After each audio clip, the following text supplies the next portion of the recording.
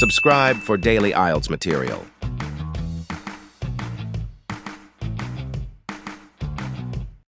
Section 1. You will hear a conversation between Peter and Jim talking about some details for their shared accommodation. First, you have some time to look at questions 1 to 4.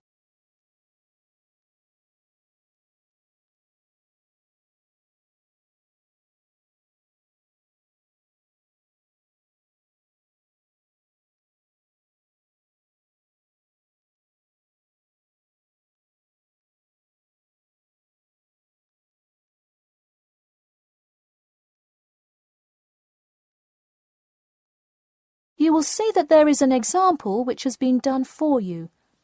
On this occasion only, the conversation relating to this will be played first. Hey Jim, it's Peter. Oh, hey Peter, what's up? I thought I'd call so we could hammer out the details for next year's lease. Peter says that he wants to hammer out the details for next year's lease with Jim. So, lease has been written in the space. Now we shall begin. You should answer the questions as you listen, because you will not hear the recording a second time. Listen carefully and answer questions 1 to 4.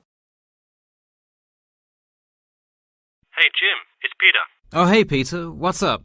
I thought I'd call so we could hammer out the details for next year's lease. That's a good idea. Did we ever decide on how to split the total rent? Well, I was thinking, since my room is bigger, I probably should pay a little more. So I could pay £110 and you could pay £80. Does that sound okay? Considering that my old apartment cost me £100 for a smaller room, I'm definitely all right with that. Hey, I was looking at a map of the area and can't seem to find a bus stop near it. Do you know where we would catch the bus? Well, the bus is actually pretty far from us, but we have that garage that we can park our cars in.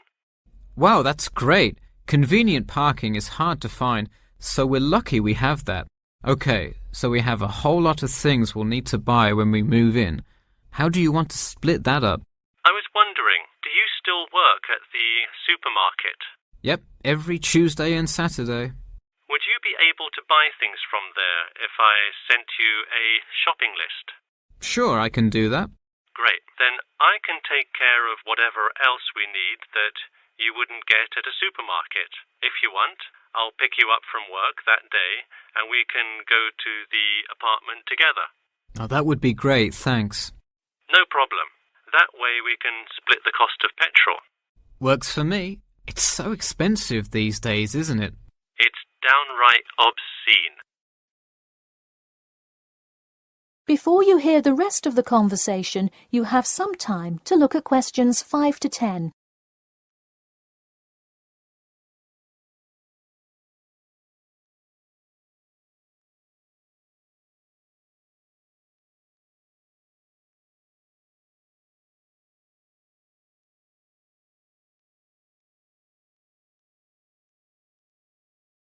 Now listen and answer questions 5 to 10.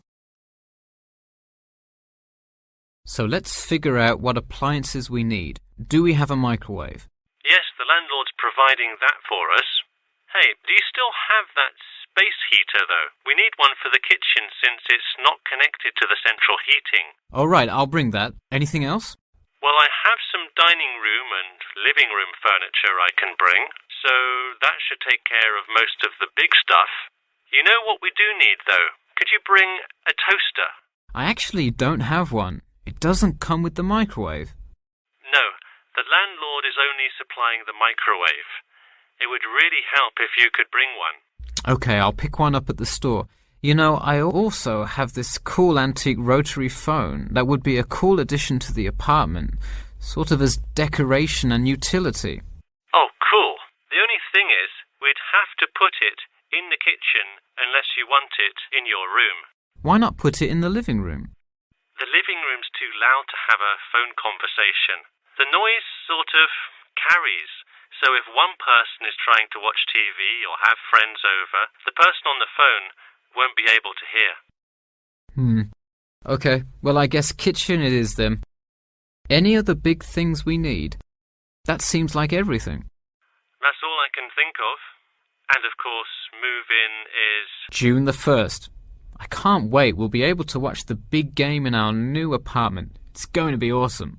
Yeah, we can move in the morning, and then Friday night we can sit back and cheer on Liverpool.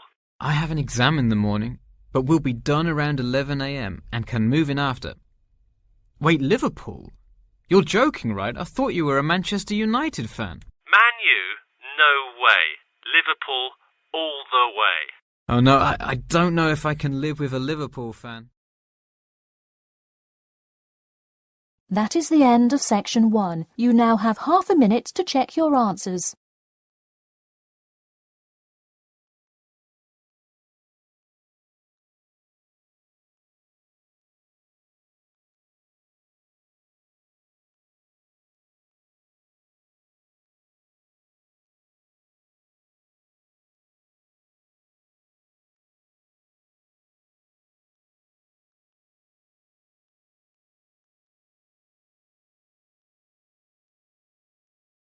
Section 2. Now turn to section 2. You'll hear an HR representative of Earn and Learn giving some information about her company. First, you have some time to look at questions 11 to 16.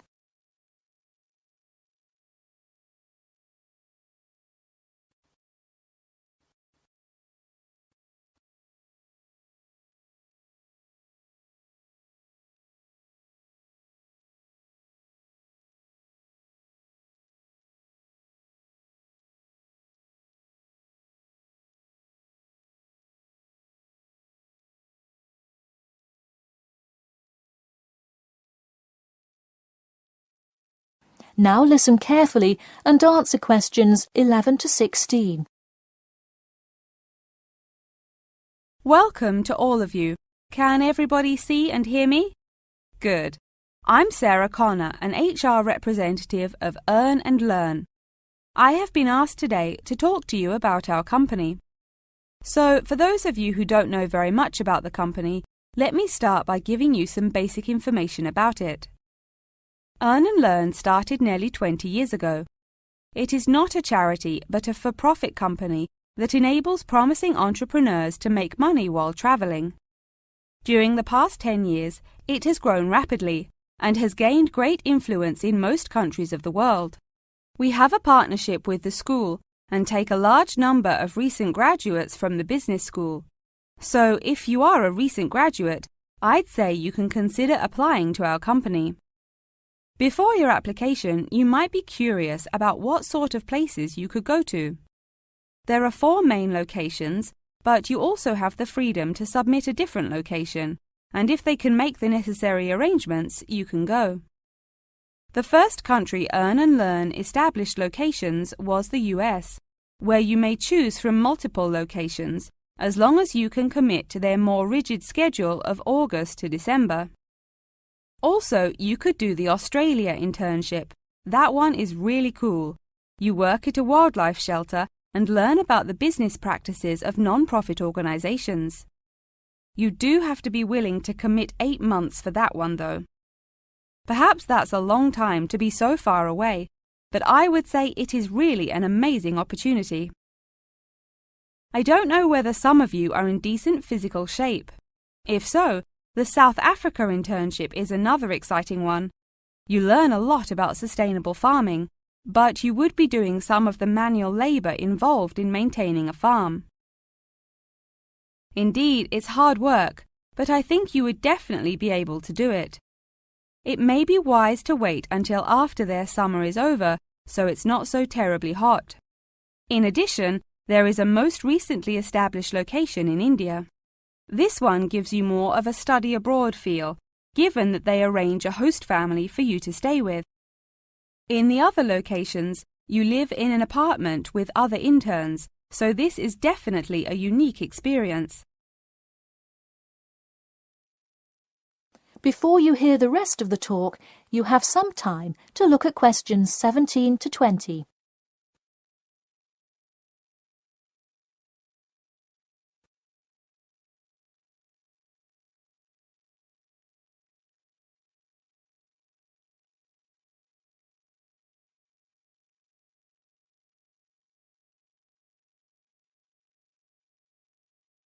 Now listen and answer questions 17 to 20. Regardless of where you go, at the end of the program you get a global travelling certificate, as long as you can explain your experience. You can provide a written log of what you did. I recommend writing journal or blog entries about what you do every day, or a weekly summary of each day. Of course, you don't have to write up a formal report or anything like that, and you need to apply for it once you have returned. Some students may want to know whether this is a paid internship. Actually, you have to pay for the flight there yourself. But you have the opportunity to create your own small business, which could earn you money if it's successful. So basically, you pay for it all up front, but when you're there, you can find ways to make money. That is to say, you pay for 2/3 of the cost up front as a deposit, and then give the final installment 1 month prior to your return. Finally, I have to remind you that you need a health check before you go, to make sure you're not going to spread any communicable diseases. In addition, before you go, you don't have to attend any meetings or workshops. You'll meet everyone you'll be working with once you get there. Okay, well, that's all I've time for today. Thanks for listening, and I'm happy to take any questions if you have them. That is the end of section 2. You now have half a minute to check your answers.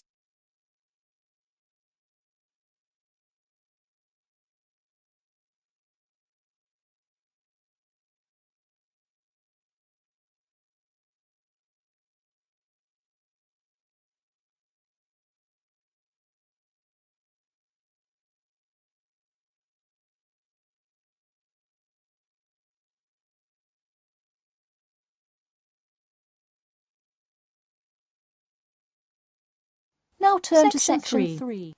You will hear a student called Margaret Parkinson talking about the class she missed on Thursday with her professor. First, you have some time to look at questions 21 to 26.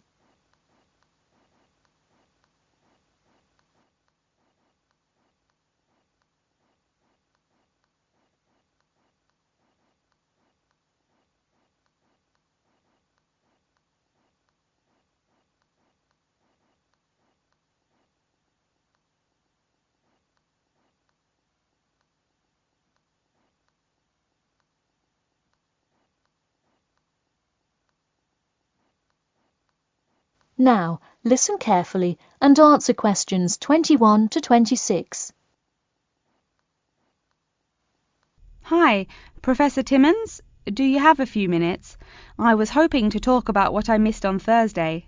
Hello, come in. Sure, sit down. Could you tell me your name, please? Margaret, sir. Margaret Parkinson. I apologise for missing your class, but I had to go to the hospital. I'm sorry to hear that. Everything is okay now, though, I hope? Yes, thanks. Glad to hear it. So on Thursday, I outlined the research project that will account for 30% of your grade. All students will be divided into groups and will give a well-researched presentation to the class covering a specific topic relevant to student life. Oh, that sounds interesting. Can we choose just any topic that pertains to life as a student, like how to start your own student organisation? Well, though I'm sure that would be an informative presentation, I've already chosen a list of topics which I will assign. As an example, I assigned one group the topic of student loans. They're to research not just the prevalence of students who have loans to pay for their tuition, but information as to how best to manage these loans and possible scholarships that could alleviate some of the financial burden.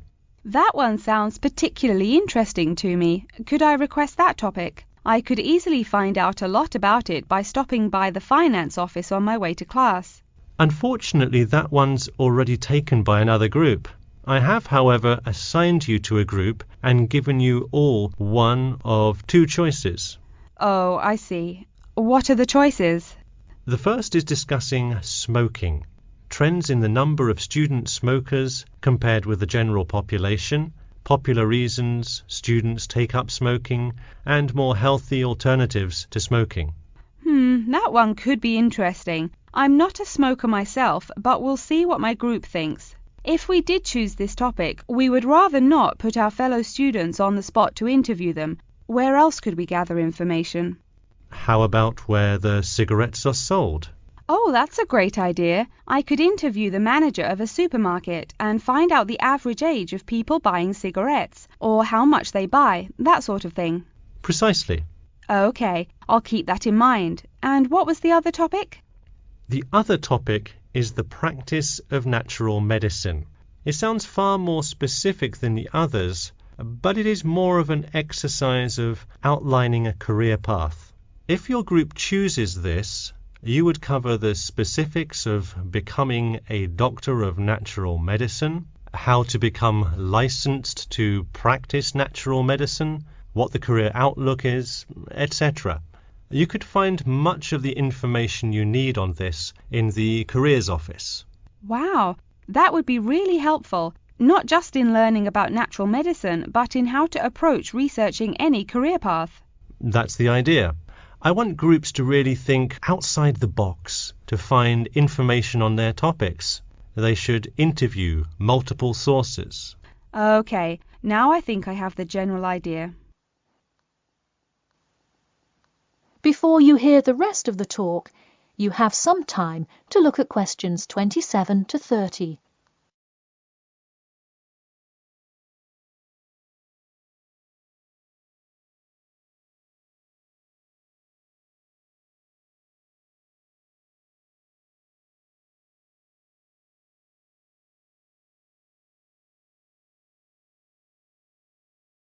Now, listen carefully and answer questions 27 to 30. When is the presentation due? I expect each group to send me an email attachment of the plan ahead of time by October 10th, so that I can ensure that you are on the right track. Oh, that's actually really reassuring. I would hate to spend so much time on a presentation only to find we had taken it in the wrong direction. So when is the presentation? I let groups choose from the list of time slots I have between November 1st and November 5th. Okay, how about the 3rd? I'll have to check with my group, of course, but maybe we could write a tentative time? Sure, let me take a look. I'm actually booked completely through the 3rd and 4th now. How about sometime in the afternoon of the 5th? Great, how about 2 o'clock? No problem. I'll pencil your group in. Okay, thanks. And to clarify, what exactly is due in the first phase? Before the October deadline, I want your group to have compiled resources and then to provide some initial data analysis to support your claims. Okay, so data analysis is due the 10th of October, and then the Presentation? Yes. The final phase is simply giving the presentation on the 5th of November. All right, I think I have all the information I need. Thanks. You're welcome. See you in class tomorrow. That is the end of section 3. You now have half a minute to check your answers.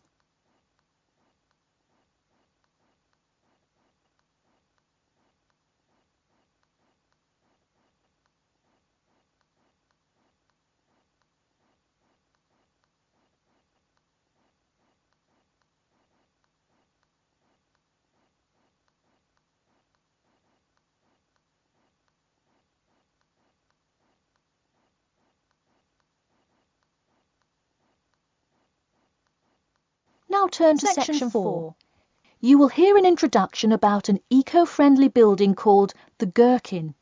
First, you have some time to look at questions 31 to 40.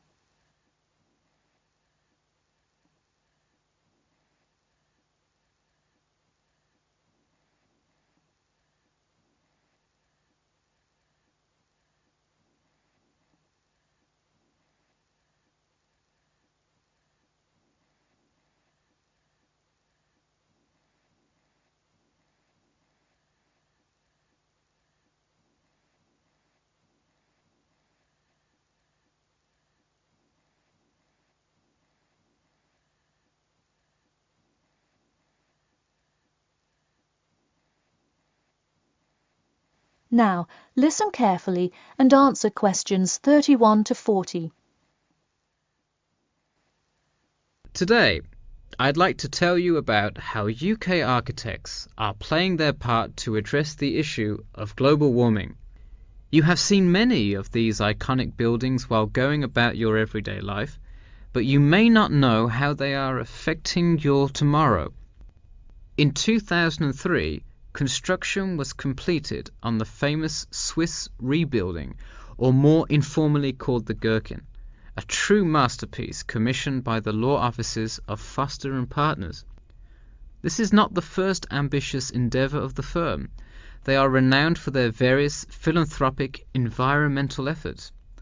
The Gherkin, with its cut-and-edge green initiative and sharp design, is gaining recognition as an icon in modern architecture. You can pick it out of the London skyline by its unorthodox cigar shape. While its appearance is the obvious attribute at which to marvel, there is far more to this building than meets the eye. And let's face it, there's a lot about this building that meets the eye. The building helps reduce the city's carbon footprint in a number of ways.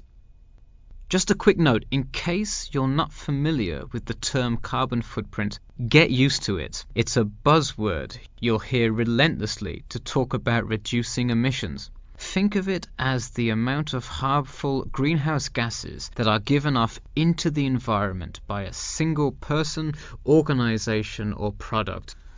So going back to the Gherkin building, perhaps the most obvious as well as the most significant eco-friendly feature is the glass windows, which allow light to pass through the building, both reducing heating costs and brightening up the workspace.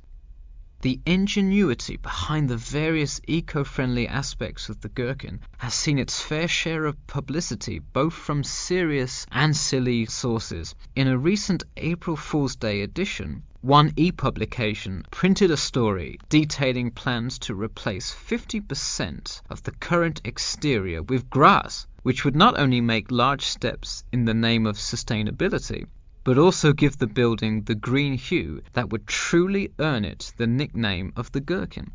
The only drawback is, as you may have guessed, that this story was an April Fool's Day joke and completely made up.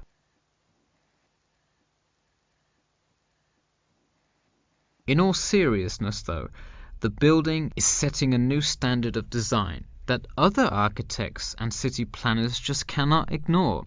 The building's bold and cost-efficient design has won a number of architecture awards, including the Stirling Prize, the London Region Award, and the Empress Skyscraper Award, among others.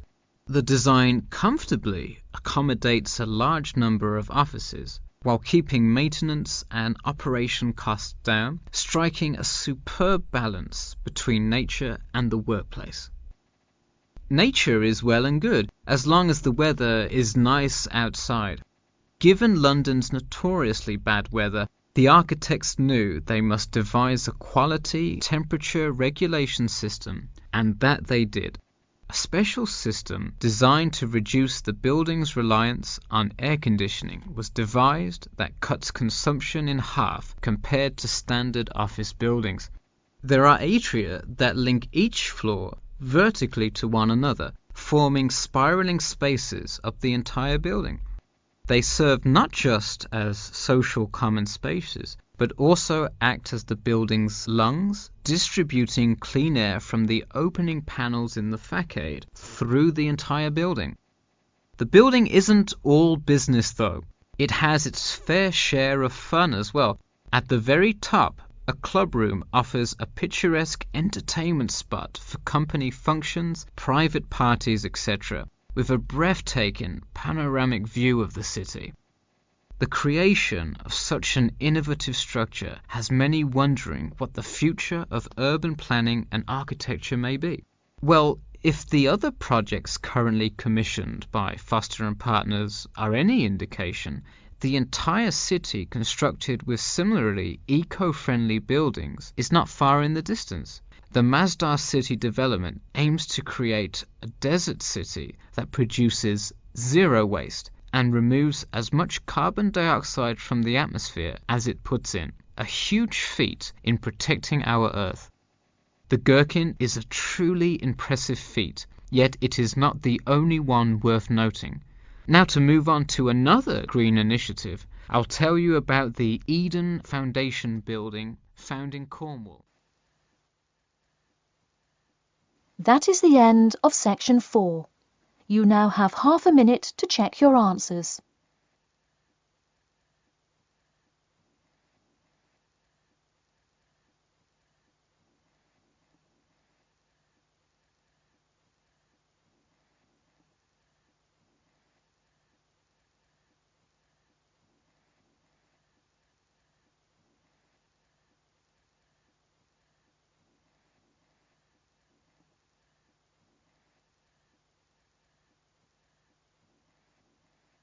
That is the end of the listening test.